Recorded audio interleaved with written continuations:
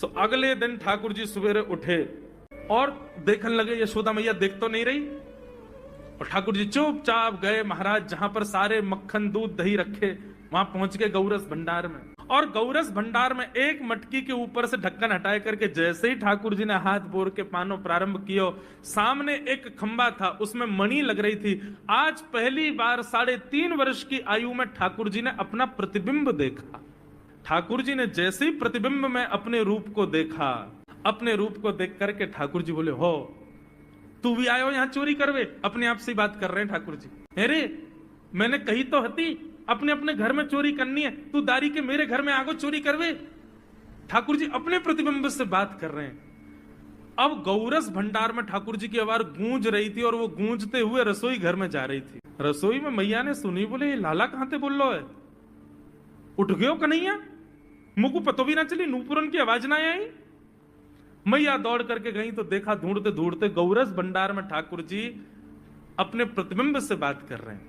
कितनी सुंदर झांकी है ठाकुर जी की। ठाकुर जी मक्खन पा रहे हैं। बोले अच्छा अब आ तो गयो है यहाँ पे, लेकिन सुन चुपचाप चोरी करके भाग जाइयो, मेरी मैया बहुत मारेगी तो को।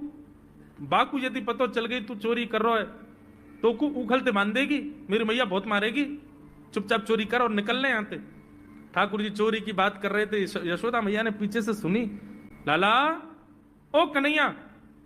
ठाकुर जी घबरा गए, मैया कैसे आ गई? हाँ मैया, कौन से बात कर रहे हो तू? अरे मैया देख हमारे घर में चोर घुसायो है।